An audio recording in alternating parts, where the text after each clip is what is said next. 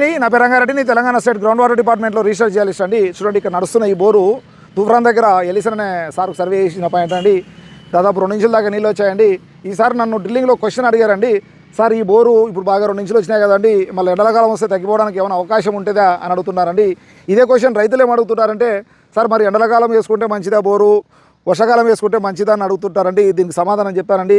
యాక్చువల్గా ఎండలకాలమైనా వర్షాకాలమైనా జియాలిస్ట్ అనేవాడు అక్కడ సర్వే చేసేటప్పుడు లోపల రాతి పొరలను ఆధారంగా అక్కడ ఉండే రాక్ ఫార్మేషన్ ఆధారంగా చేసి మీకు పాయింట్లు ఇస్తారు. కాబట్టి జియాలిస్ట్ల పాయింట్లు ఎండలకాలం వేసినా వర్షాకాలం వేసినా ఎప్పుడైనా నీళ్ళు వస్తాయండి. ఒకవేళ బోర్ ఫెయిల్ అయ్యే పరిస్థితి ఉంటే వద్దని చెప్తారండి. అలా కాకుండా మీరు టెంకాయ పుల్లల ద్వారా చూపించుకున్నప్పుడు ఏమవుతుందంటే అక్కడ వచ్చే నీరు అనేది ఏ ఆధారంతో వచ్చినది వాళ్ళకి ఐడియా ఉండదు. కాబట్టి వర్షాకాలము పై పొరల్లో నీళ్ళు రావచ్చు అండి, అదే ఎండలకాలం వచ్చినప్పుడు తగ్గిపోవడానికి అవకాశం ఉంటుంది. కాబట్టి జియాలిస్ట్ల ద్వారా సర్వే చేయించుకున్నప్పుడు ఎండలకాలమైనా వర్షాకాలమైనా కేవలం ఒకటే తేడానండి. వర్షాకాలం 2 ఇంచులు వచ్చే బోరు, ఎండలకాలం 1.5 ఇంచు వస్తుంది. అంత